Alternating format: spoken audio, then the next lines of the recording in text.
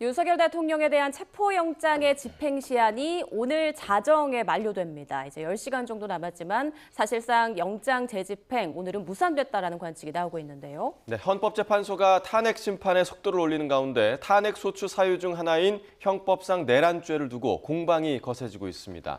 자, 오늘은 노희범 전 헌법재판소 헌법연구관 그리고 임주혜 변호사 두 분과 함께하겠습니다. 안녕하십니까?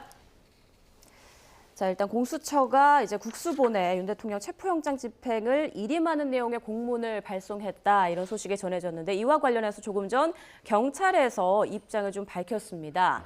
공수처 검사 체포영장 지휘 위법 논란이 많다. 집행 주체는 공수처이며 지휘 일임은 법률적 문제라고 밝혔습니다.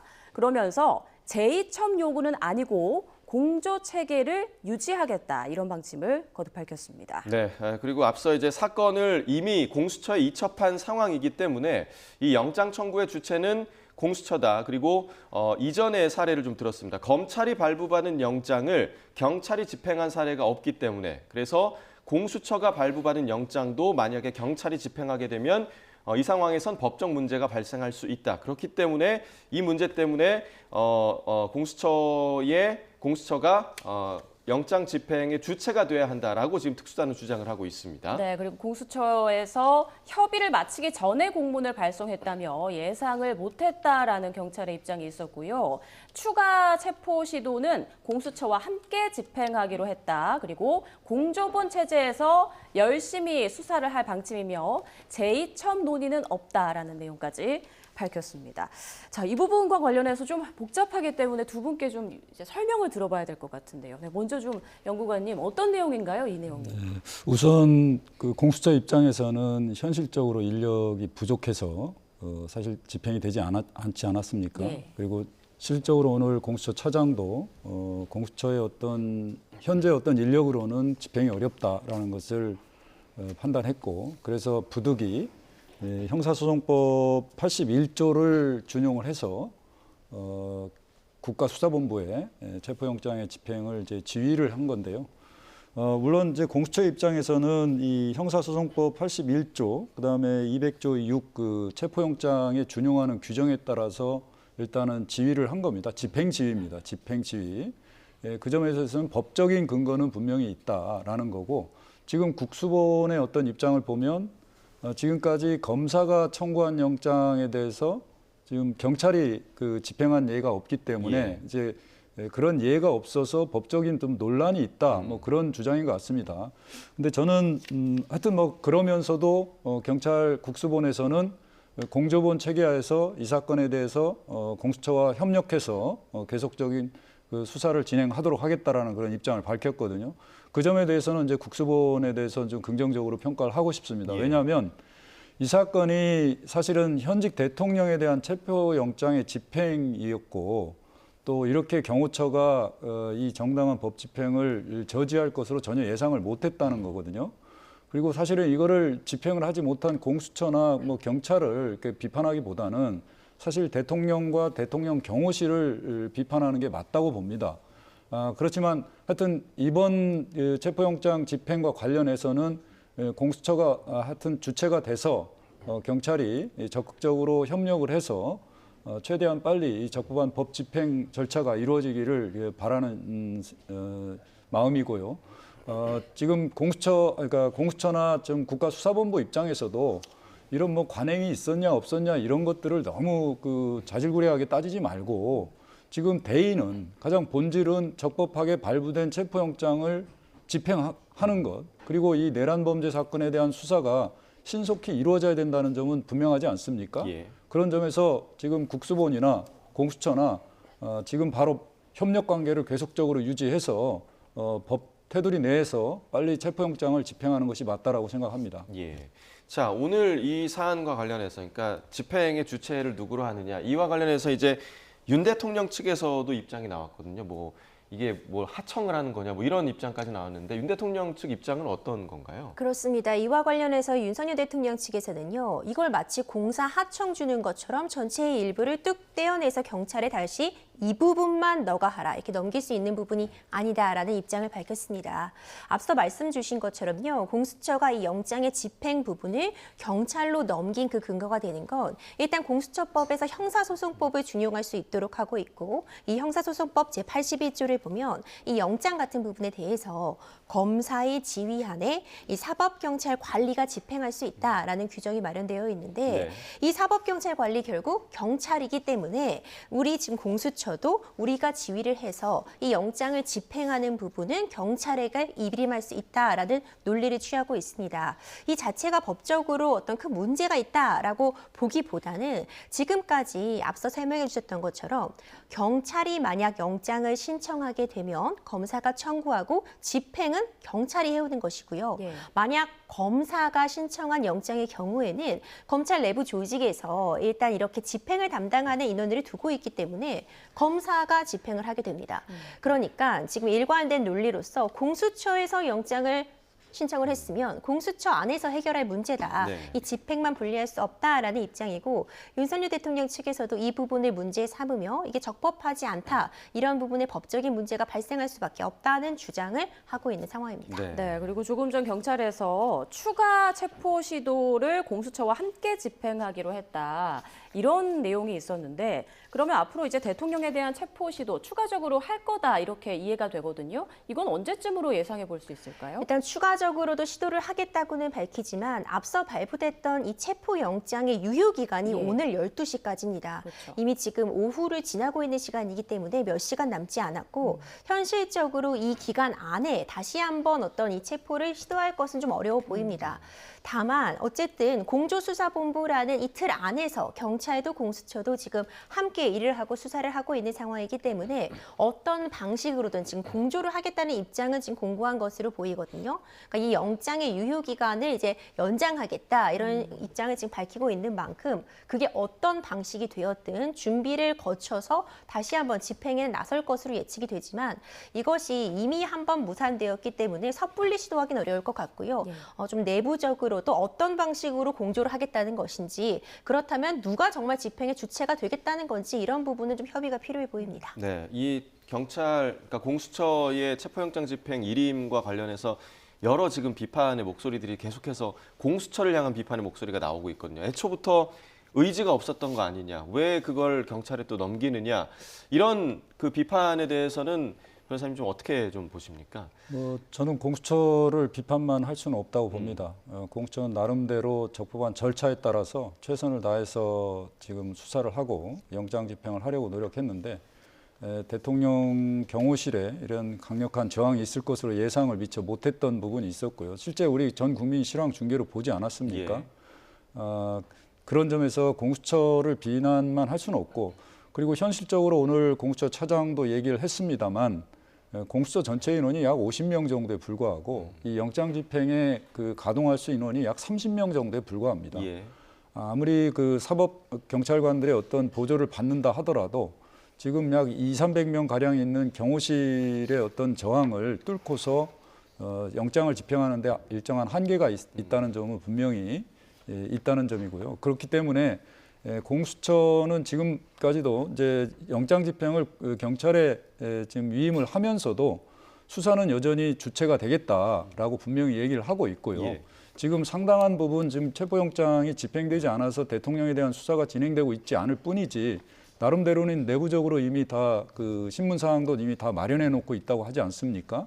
그렇기 때문에 공수처를 좀 믿고 좀 또 경찰은 이 공조본 체제 하에서 좀 적극적으로 협력해서 좀 이 사소한 어떤 관례라든가 어떤 법조항의 어떤 문제점을 계속 논란거리로 만들지 말고 이 본질적인 문제에 대해서 우리가 지금 수사를 신속하게 해야 되고 적법한 절차에 따라서 영장을 집행하고 수사를 적극적으로 해야 된다는 이 본질적인 부분에 좀 집중을 했으면 좋겠습니다. 그래서 공수처나 뭐 경찰이나 상호 간의 어떤 뭐 권한 다툼이나 이런 걸 해서는 안 되고 지금은 모두가 함께 힘을 모아서 이 내란 범죄 사건에 대한 수사를 신속하고 효율적으로 이루는 게 지금 가장 타당하다라는 생각이 듭니다. 예. 네, 지금 체포영장 집행이 무산된 데는 이제 경호처의 방어가 있었는데 공수처가 이제 앞서 최상목 대통령 권한대행에게 경호처가 협조할 수 있도록 좀 지휘해달라 이런 내용의 이제 공문을 발송했지만 사실상 이제 답을 받지 못했거든요.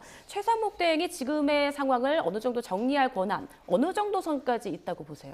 지금 최상목 권한대행은 지금 대통령의 권한대행입니다. 이 대통령의 어쨌든 역할을 지금 대신해서 수행을 하고 있기 때문에 거듭해서 이 권한대행이 어디까지 업무를 할 수 있는가가 논란이 되고 있지만 어쨌든 현상 유지 차원에서다 기본적으로 대통령이 수행할 수 있는 그런 권한들은 행사할 수 있다고 지금 해석이 되고 있거든요. 그렇기 때문에 지금 주장하는 바로서는 최상목 권한대행이 대통령의 직무를 대행함으로써 경호처장에 대해서도 지휘감독권을 행사할 수 있고 경호처장은 당연히 그 아래에 있는 이 경호관리 인원들에 대해서 지휘를 할 수 있기 때문에 지금 적어도 이 정상적으로 발부된 영장에 대해서 이것을 집행할 수 있도록 경호처에 관련한 지휘권을 행사해달라라는 주장이 제기되고 있습니다. 네. 근데 이제 이와 관련해서 최상목 권한대행은 이제 법에 정해진 절차에 따라서 관계기관 간에 법에 따라서 협의하라. 이제 이 정도의 기조를 가지고 있는 것이고 구체적으로 어떤 지휘를 한다거나 경호처장에게 이런 부분을 협조하라라는 그런 이야기는 하고 있지 않은 상태다 보니까 지금 비난이 또 가해지는 부분도 있고 한편에서는 이 최상목 권한대행이 이런 지휘권을 행사하거나 경호처에게 어떤 지휘권을 행사할 수 없다 이런 이야기가 함께 나오고 있어서 이 상황이 사실 극히 예외적이고 예. 산정할 수 없었던 상황이니만큼 이런 해석들이 양쪽에서 다 나온다고 지금 볼 수 있을 것 같습니다. 네, 네. 관련해서 이제 연구부원님의 의견도 들어보고 싶은데 지금 최상목 대행의 권한이 어디까지 있다고 보시나요, 법적으로? 최상목 권한대행은 현재 헌법에서 부여된 대통령의 모든 권한을 행사할 수 있습니다.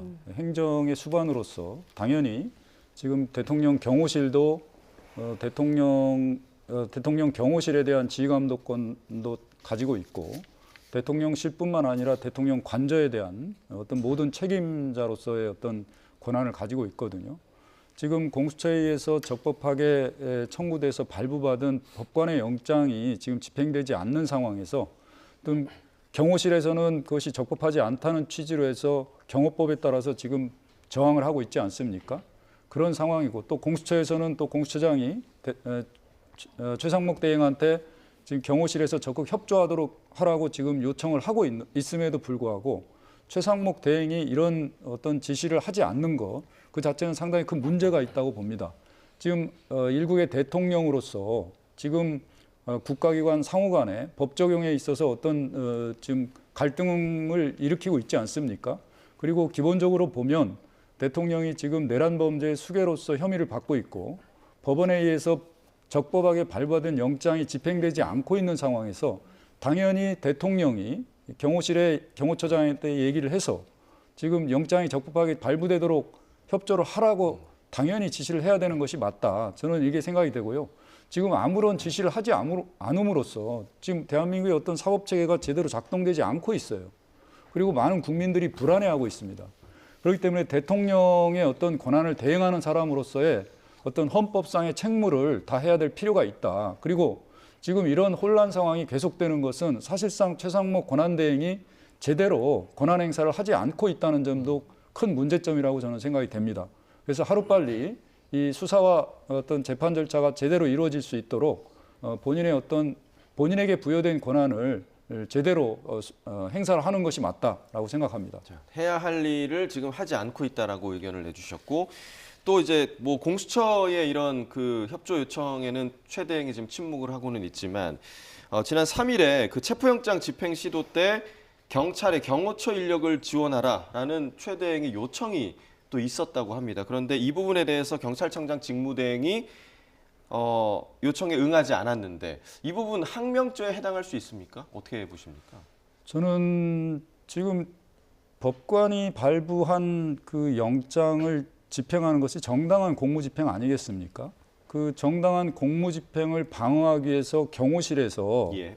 경찰의 어떤 경호병력을 요청한 것은 정당한 공무집행을 방해할 목적이라는 점이 분명히 있었다면 예. 뭐 저는 사실관계를 정확히는 알 수는 없습니다만 그렇다면 위법한 어떤 협조 요청이나 어떤 지시에 대해서 경찰이 그걸 따를 수는 없다고 봅니다. 만약에 그걸 따르게 되면 법체계가 완전히 무너져 버리고 예. 대한민국이 어떤 법치국가로서 실제로 실현되거나 구현될 수 없는 상황에 처해지거든요. 그래서 지금 경찰의 어떤 태도는 옳다, 저는 이렇게 생각이 되고요. 예. 그런 점에서 그 경찰 입장에서도 이것은 여러 가지 판단이 필요하다는 어떤 그 우회적인 어떤 답변을 했지만 이것은 위법하다고 봐서 본인으로서는 따를 수 없다는 점을 분명히 했다고 봅니다. 네.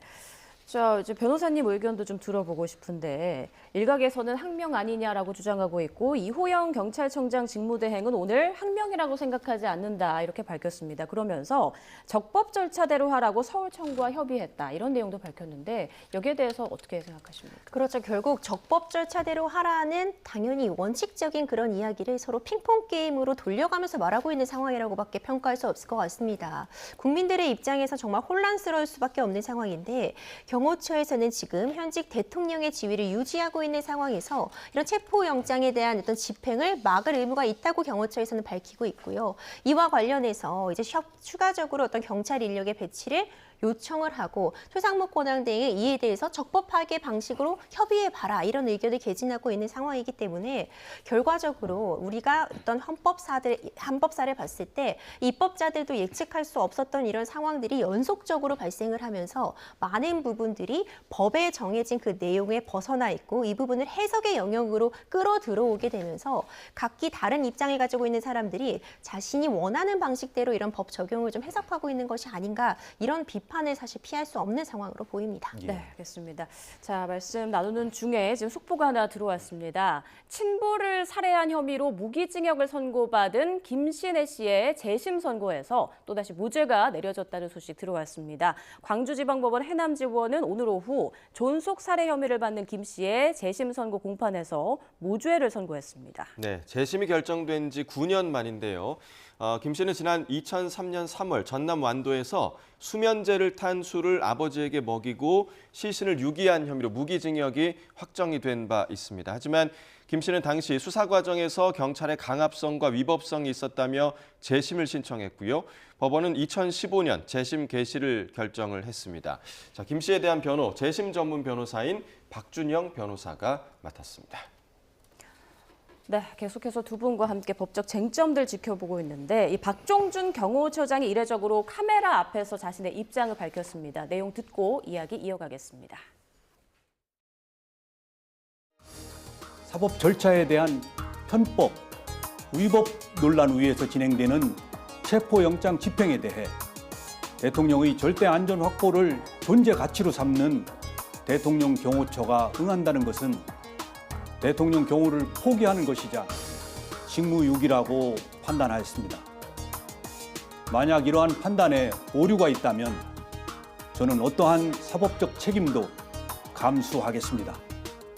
대통령 경호처는 앞으로도 좌고우면하지 않고 전직 대통령, 현직 대통령, 미래의 대통령 누구라도 국민이 뽑은 대통령의 안전을 확보하는 데 신명을 바칠 것입니다.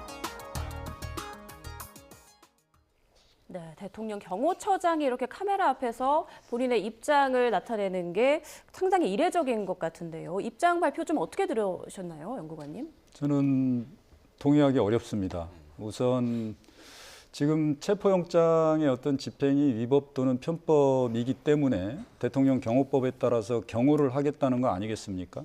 그렇지만 어제 그 서울 서부지법에서 이번 공수처의 체포영장 그리고 서부지법에 발부된 체포영장 및 수색영장이 전혀 문제가 없다라고 발표가 됐습니다. 이미. 그렇기 때문에 지난번 그 체포영장의 어떤 집행은 적법하다는 게 이제 드러났거든요. 그럼에도 불구하고 경호처장이 자의적으로 해석해서 이것이 편법이다, 위법이다. 그리고 체포영장의 집행이 잘못됐다라고 하면서 뭐 좌고우면하지 않고 이거를 뭐 막겠다 이런 취지거든요. 그러면은 대한민국의 어떤 사법체계가 법관이 발부한 영장에 의해서 정당하게 집행이 되어야만 이 시스템이 움직이는 건데 그 경호처장 스스로 자의적으로 해석해서 이것이 부당하다 아니면은 뭐 위법이다라고 해가지고 이 경호처에서 이 영장 집행을 거부하면 어떻게 우리 법체계가 돌아가겠습니까? 오히려 만약에 이 체포영장이 위법한지 여부, 그러면 체포영장이 집행되고 나서 충분히 불복할 수 있는 절차가 마련되어 있습니다. 체포영장의 어떤 적부심사라든가 그 이의신청 제도라든가 충분히 다 있거든요. 이런 우리가 헌법과 법률이 예정한 어떤 절차에 따라서 불복을 하고 그 과정에서 권리구제를 받도록 해야 되는 것이 맞지. 아예 그 영장이 발부한 그 법관이 발부한 영장 자체가 위법하다는 이유로 이 우리가 예정하고 있는 사법 체계를 아예 무시하고 본인이 독자적으로 이렇게 나간다는 것은 이거는 우리가 예정하고 있는 바가 결코 아니다. 그리고 최소한 대통령 경호처라는 국가 고위직 공무원이 대한민국의 법 체계에 대해서 이렇게 무시한다는 것 자체는 반드시 그 책임을 물어야 된다는 것이고요. 영장 집행을 방해한 부분은 분명히 이건 사후에라도 그 경호처장을 비롯해서 차장, 그 본부장 관련자들에 대해서는 공무집행 방해와 권리 직권남용죄로 법적 책임을 반드시 물어야 된다고 저는 생각이 됩니다. 예. 결국에 이제 경호처장, 차장 그리고 경호처 간부들도 경찰에 추가 입건한 상황인데 향후 영장을 재집행하는 과정에서 좀 변수가 될 수 있을 거라고 보십니까? 지금 결국 적법하게 발부된 영장에 대해서 경호처에서 이를 지금 저지하고 있는 상황이기 때문에 그렇다면 영장을 제대로 집행하기 위해서 사실상 경호처 주요 인원들에 대해서도 체포영장을 발부할 가능성까지 지금 점쳐되고 있습니다. 예. 사실 이미 이제 수사기관에 출석을 요구했는데 지금 현재 너무나도 과중한 업무를 맡고 있기 때문에 당장 출석은 어렵고 추후의 기일을 조정해 보겠다라는 입장을 밝히고 있잖아요. 이번에 2차 조사에도 이제 응하지 않고 이 부분이 뭐 3차까지 이어진다면은 결국 수사기관 측에서는 윤석열 대통령에 대한 체포를 집행하기 위해서 이 경찰청 인원 등에 대해서도 동시에 영장, 그러니까 체포영장 등을 발부받아서 함께 집행할 가능성 등도 점쳐지고 있고 순차적으로 결국 영장을 발부함으로써 어떤 경호처 인원들에 대한 압박을 앞으로도 계속 가해갈 수밖에 없는 상황이 아닌가 싶습니다. 예. 네.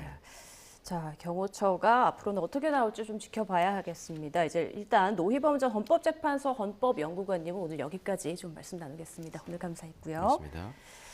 자, 우리 임주혜 변호사님 이 부분을 좀 여쭤볼게요. 윤 대통령 측은 오늘 이제 오동훈 공수처장 등 11명을 검찰에 고발했는데 어떤 이유, 어떤 근거로 고발한 건가요? 그러니까 윤석열 대통령 측에서는요, 이번에 이제 집행이 저번에 불발되긴 했었지만 3일에 있던 이 영장 집행의 시도가 불법적인 부분이 다분하다. 이 점을 근거로 들고 있습니다. 군사 기밀에 해당하는 그런 시설들을 무단으로 이제 침입을 시도하였고 이런 부분들이 특수 공무 집행, 뭐 방해, 치상, 군사기지, 군사시설 보호법 위반 등에 해당한다고 하면서 이제 이 부분에 대해서 고소를 진행하겠다고 밝히고 있거든요. 결국 그 기조는 동일하다고 보입니다.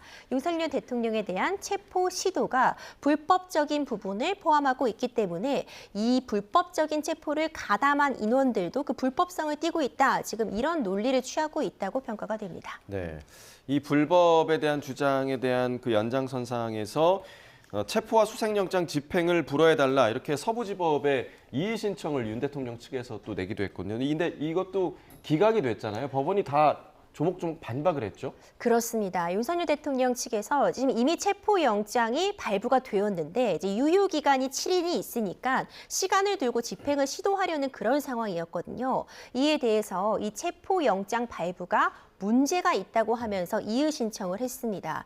이에 대해서 이 서부지방법원이 조목조목 반박을 하면서 이 이의 신청에 대해서 기각을 했는데 먼저 윤석열 대통령 측에서 문제가 있다고 본 부분이 크게 세 가지였습니다. 먼저 이 내란죄에 대해서 공수처에서 수사 권한이 없다. 이 부분에 대해서는 이 공수처가 지금 이 직권 남용 혐의에 대해서 수사권을 확실히 갖고 있고 이와 연계되어 있는 결국 하나로 지금 묶일 수 있는 같은 사실관계를 바탕하고 있는 이 내란죄에 대해서도 관계되는 그런 사건이기 때문에 공수처에서 수사권이 있다. 이렇게 지금 확인을 했고요. 두 번째로는 이 영장이 어디에 청구되었는가 이것이 문제가 되었는데 중앙지법에 청구되지 않고 서부지법에 청구된 그 부분이 영장 발부를 용이하게 하기 위한 것이 아닌가 이 부분에 대해서도 대통령실 그 관저가 속한 그 지역에다가 신청을 한 것이기 때문에 법적으로 아무 문제가 없다. 이렇게 법원에서 다시 한번 판단을 했고 이제 마지막으로 이 영장에 이 형사소송법 110조, 111조가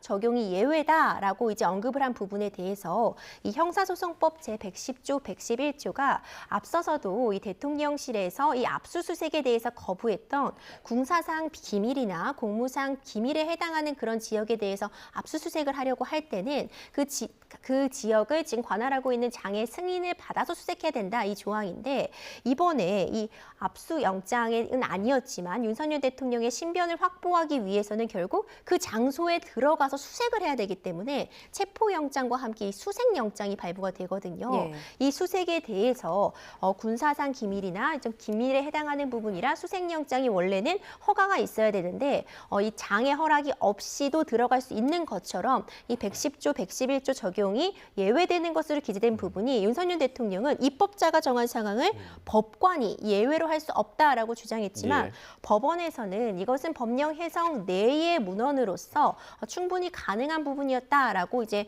일축하면서 결국 영장 발부가 적법하다는 점을 다시 한번 확인해줬다고 평가할 수 있고요. 이에 대해서 윤석열 대통령 측에서는 받아들일 수 없다고 하면서 대법원에 재항고하겠다는 입장을 밝히고 있습니다. 예. 네. 자, 앞서 경찰 국수본에서 브리핑을 진행했는데요. 추가로 들어온 경찰 측의 입장이 있습니다. 일단 집행을 방해하는 경호처 직원 추가로 입건하는 여부를 검토한다고 밝혔고요.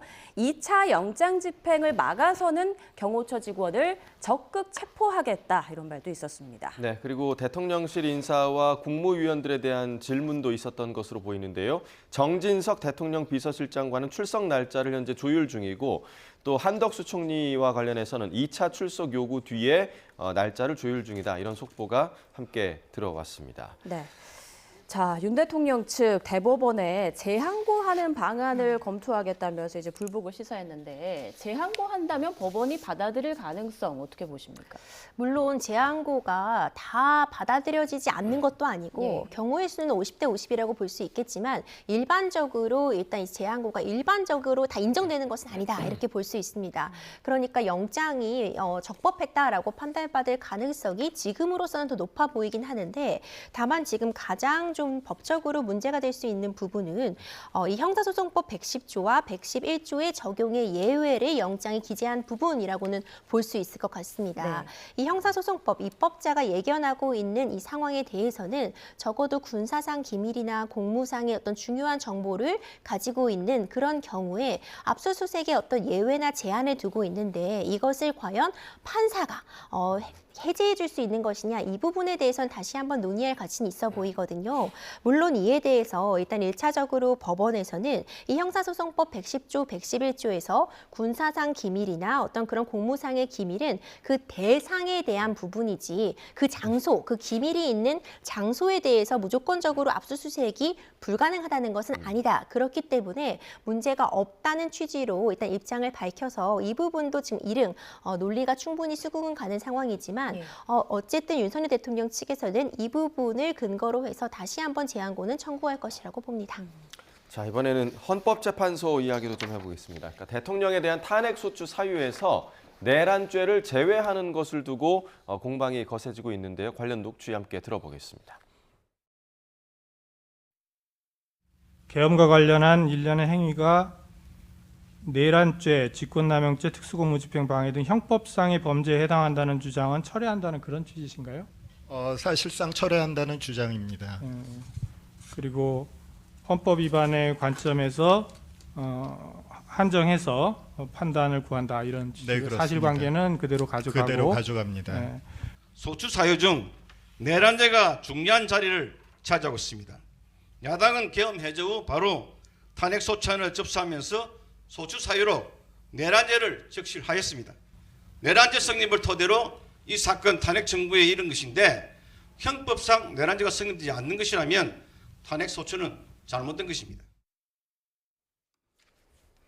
자, 상당히 좀 일반적으로 우리가 이해하기에는 조금 어려운 내용일 수도 있을 것 같은데 그러니까 국회 측에서 형법상 내란죄 부분을 사실상 철회하겠다. 이게 어떤 의미를 담고 있습니까? 그러니까 이제 헌법재판소에서 지금 진행 중인 윤석열 대통령에 대한 이 탄핵 심판 청구에서 일단 국회 측에서 탄핵을 할 수밖에 없다고 한 여러 가지 사유가 있었습니다. 예. 이게 그 탄핵 소추서에 기재가 되어 있는데 그중에서 어찌 보자면 가장 주된 이유라고 볼 수 있었던 것이 형법상 내란죄에 해당하는 행위를 한 것이다. 이 부분이 될 수 있겠죠. 근데 이와 관련해서 굉장히 좀 복잡한 쟁점이 있을 수 있는 것이 결국 헌법재판소라는 공간은 이 행동이 헌법에 위배되는가, 그래서 대통령의 직무를 수행할 수 없을 정도에 이르렀는가를 보게 되는데 당연히 어떤 법에 위배되는 행위를 했다면 대통령의 직무에 수행할 수 없는 굉장히 중대한 사유가 발생한 것은 맞습니다.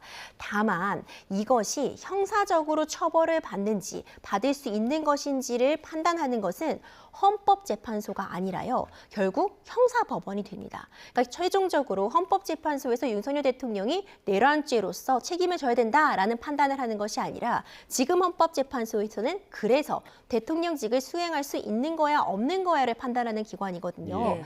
그렇기 때문에 지금 국회 측에서는 이 내란죄의 성립 여부는 지금 형사법원에서 결국 형사재판으로서 다뤄질 부분이고 적어도 지금 이 탄핵 심판에서는 지금 이 내란죄의 구성 요건에 해당하는지 여부가 쟁점이 되는 그 사실관계는 그대로 존재하지만 이 12.3 비상계엄 선포가 헌법적으로 어떤 문제가 있는지 그래서 대통령직을 정상적으로 수행할 수 없는 정도에 이르렀는지만 판단받도록 하겠다는 것이 이제 국회 측의 입장이라고 볼 수 있고요. 예. 이에 반해서 지금 여당이나 윤석열 대통령 측에서는 이 탄핵에 있어서 처음에 이 소추안이 올라왔을 때 가장 쟁점되는 부분이 결국 내란죄였는데 이 내란죄를 빼고 헌법재판을 받겠다고 하는 것은 지극히 이 헌법재판의 시계만을 빨리 돌려서 좀 조기 대선을 위해서 뭔가 이 빠르게 돌아가기 위한 것이 아니냐. 결국 이것은 뭐 팥이 빠진 찐빵이 아니라 아예 찐빵이 없었던 찐빵이다. 뭐 이런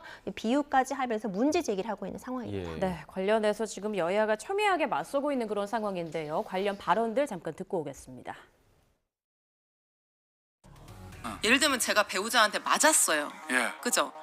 근데 그걸 가지고 이혼 소송을 가정법원에 신청을 합니다. 예. 그죠? 예. 그리고 이거를 형사재판으로 걸면 고소를 하면 예. 폭행죄가 성립해서 그 배우자가 처벌을 받을 거예요. 예. 근데 굳이 가정법원이 이혼 소송에서 이게 형법상 폭행죄에 해당하는지 여부를 판단할 필요는 없는 거예요. 배우자가 배우자를 때린 행위가 이혼 사유에 해당하는지 판단하면 되는 거죠. 헌법재판소는 본인들이 판단해야 되는 과제, 대통령의 파면 여부에 대해서 판단하면 되는 거죠. 예. 마치 가정법원에서 폭행죄 성립 여부가 아니라 이혼 사유가 해당하는지 여부만 판단하는 거랑 같은 거예요. 그게 이제 민주당이 매일같이 욕하는 이른바 법꾸라지, 법기술자의 기술인 거죠. 내란죄라고 하는 이번 탄핵 소추안의 가장 핵심적인 내용을 자신들의 편의, 자신들의 정치적인 이유로 뺐다고 하는 것은 탄핵을 찬성한 제 입장에서도 용납할 수 없는 부분이라고 저는 생각합니다. 3분의 2의 국민이 탄핵 찬성하는 입장에서 민주당이 더 이상 윤석열 대통령은 내란죄의 수괴가 아닙니다라는 얘기를 공식적으로 해버린 셈이거든요. 이렇게 되면 역으로 저는 이렇게 얘기할 수 있을 것 같아요. 이게 내란의 힘 이런 문제가 아니라 민주당이야말로 지금 윤석열과 더불어 내란당이다. 네, 들으신 것처럼 더불어민주당은 내란 행위를 형법 아닌 헌법 위반이다라고 주장하는 것이다. 이런 입장이고 국민의힘은 내란죄를 삭제하면 빈 껍데기 탄핵 소추다. 이런 주장인데 이걸 좀 어떻게 판단해야 할까요? 법적으로는 어떻습니까? 복잡하죠. 이제 예. 일행 생각해 보면은요, 내란죄가 빠지면 그러면 탄핵 가능성이 더 줄어드는 거 아니냐? 그러면 또 오히려 국민의힘 측에서는 찬성해야 되는 거 아니냐? 이런 질문도 하실 수 있을 것 같아요. 그런데 일단 중요한 부분은요, 기본적인 사실관계는 그대로 판단이 됩니다. 다만 형법상 내란죄 여부까지도 헌법재판소에서 따지는 것이 어쨌든 형사적인 부분이기 때문에 논의하는 것 자체가 좀 의미가 없다. 그렇다고 해서 이 헌법재판소에서 내란죄로서 윤석열 대통령을 처벌할 수 있는 권한기관도 아니기 때문에 헌법재판소의 기능에 맞게 대통령직 파면 여부에 대한 심사를 주된 것으로 하고, 다만 지금 문제 삼을 수 있는 부분은 탄핵소추 안에서는 이 내란죄가 적시가 되어 있었고 그에 따라서 국회에서 표결이 이루어졌잖아요. 그렇죠. 그렇다면 이제 국민의힘 측에서는 이것은 이 내란죄가 빠지게 되면은 이 탄핵소추안을 다시 올려서 다시 다시 한번 심사받아야 되는 것이다. 다시 표결해야 된다. 네. 이런 주장을 하고 있고 이에 대해서도 이미 기본적인 사실관계가 동일하고 이 12.3 비상계엄에 대한 부분이 헌법적으로 문제가 있는지 그래서 대통령직을 수행할 수 있는지 없는지를 다투는 것은 동일하기 때문에 다시 표결을 한다거나 하는 것은 전혀 필요 없다. 이런 입장이 지금 같이 제기되고 있습니다. 그러면 국민의힘에서 주장하는 그 헌재에서 졸속 탄핵 소추문 각하하고 국회에서 재표결해야 한다. 이 부분은 법적으로 봤을 때 어느 정도 타당한 얘기인가요? 어떻습니까? 그런데 사실 지금 12.3 비상계엄이라는 그 사실관계는 그대로 포함하고 이것이 헌법상의 원래는 대통령이 선포할 수 있는 그 계엄권을 비상 상황이 아님에도 국헌 문란의 목적으로 시도한 것인가 이 부분이 헌법재판에서 쟁점이 되는 것은 동일하거든요. 예. 실제로 이런 사례가 아예 없었던 것은 아닙니다. 박근혜 전 대통령의 탄핵 심판 당시에도 K 스포츠재단 자금 출연 관련 뇌물수수 이런 부분들은 사실 형법상 뇌물죄와 관련된 부분이라 탄핵 소추에서 이 탄핵 심판을 하면서 이 부분은 제외하고선 이 탄핵을 결정한 적이 있었거든요. 이런 사례가 없는 것은 아니기 때문에 헌법재판소에서 판단을 해보건대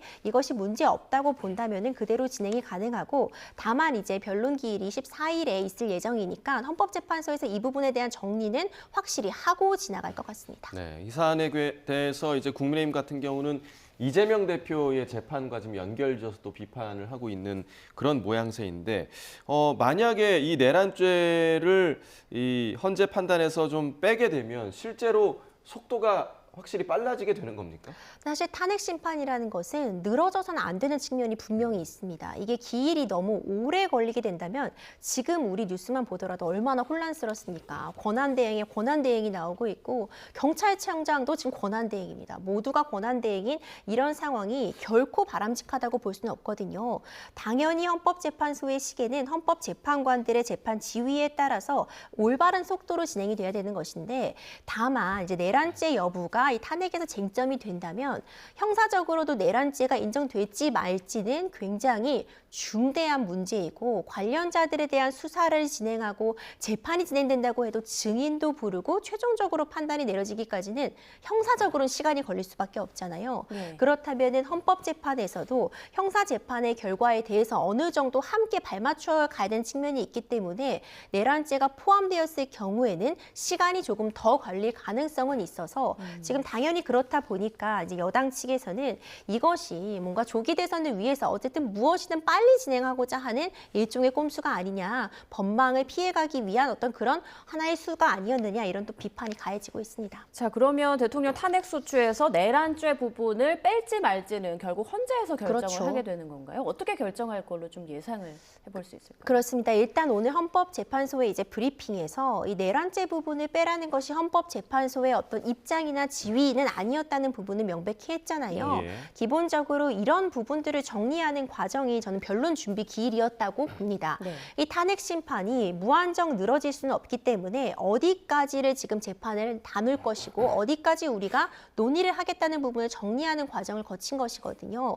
이런 과정에서 이 탄핵 심판을 지금 신청을 한 국회 측에서도 입장을 일부 좀 정리했다, 정돈했다고 보이고요. 당연히 그에 따라서 윤석열 대통령 측에서도 적극적으로 방어권의 행사에 좀 임해야 되는 상황인데 헌법재판소에서 결국 이 부분에 대해서 이 내란죄를 제외하고 헌법심판에 임한다는 것을 인정하는 취지, 어떤 다룰 쟁점들을 한번 정리하는 것은 변론 기일에서 충분히 있을 것이라고 봅니다. 네. 자, 이제 헌법재판소가 8인 체제가 됐습니다. 최상목 대행이 국회 측 추천목 2명을 임명을 하면서 8인 체제가 됐는데 오늘 첫 재판관 회의가 열렸다고 해요. 이 재판관 회의에서는 어떤 논의가 이어지는 겁니까? 지금 8인 체제로서 처음으로 이루어진 회의였기 때문에 결국 지금까지 변론 준비 기일이 2번 있었잖아요. 이때 논의된 내용에 대해서 새로 선임된 법관들에 대해 좀 브리핑을 하고 설명하는 그런 시간을 충분히 가졌을 것 같고요. 8인 체제로서 이제 앞으로 이 헌법 재판을 어떻게 이끌어갈 것인지 누가 어떤 역할 등을 담당할 시에 대한 역할 배분도 이루어졌다고 봅니다. 이제 6인과 8인은 굉장히 큰 차이가 있습니다. 6인 체제에서는 모두가 탄핵에 동의를 해야 탄핵이 되는 상황이었는데 8인 체제에서는 이제 8인 중에 6인만 탄핵에 찬성을 해도 탄핵이 되는 그런 상황이라 사실상 그 의미는 크게 달라졌을 것이라고 보고요. 예. 결국 앞으로도 이제 매주마다 이렇게 전체 재판관 회의를 진행함으로써 이 재판이 너무나도 늘어지지는 않게 관련된 쟁점들을 좀 더 이제 임팩트 있게 분석하는 그런 시간들을 가질 것이라고 봅니다. 예. 네. 자, 윤 대통령이 언제 모습을 드러낼지, 언제 출석할지 관심이 쏠리고 있는데 만약 출석하게 된다면 탄핵 심판 재판정에서는 첫 현직 대통령이 되는 거죠? 그렇죠. 첫 현직 대통령이 되겠죠. 이 상황을 보자면 일단 변론 기일이 14일에 예정이 되어 있습니다. 그리고 변론 기일들이 굉장히 촘촘하게 잡혀 있어요. 매주 화, 목마다 진행하고 2월 초까지 벌써 5번의 기일은 이미 잡혀 있거든요. 그러니까 이것만 보더라도 지금 헌법재판관들이 굉장히 빠르게 속도감 있게 이 탄핵 심판을 진행할 것이라는 그런 의지를 피력했다고 보고 예. 윤석열 대통령도 계속해서 이 변론 기일에 출석을 해서 본인의 입장을 드러낼 수 있다. 이렇게 얘기를 하고 있습니다. 변론 준비 기일에는 윤석열 대통령이 사실 출석 의무가 없었지만 변론 기일에는 원칙적으로는 출석을 하는 것이 원칙이고 다만 출석을 안 하면 2회 이상 출석을 하지 않으면 그 다음엔 또 없이도 이제 진행을 할 수 있는 것으로 되어 있는데 네. 이제 계속해서 본인이 출석해서 어떤 입장을 밝히겠다고 한 만큼 첫 번째 기일까지는 아직 너무 시간이 촉박하기 때문에 나오지 않다라고 하더라도 3, 4번째 정도 잡혀 있는 기일에는 출석을 해서 본인이 왜 비상계엄을 선포할 수밖에 없었고 예. 이 부분이 어떤 탄핵 사유에 해당하지 않는다는 점을 직접 이 부분 설명할 가능성은 점쳐볼 수 있을 것 같습니다. 네, 알겠습니다. 지금까지 임주혜 변호사와 함께 법적 쟁점들 짚어봤습니다. 오늘 말씀 고맙습니다.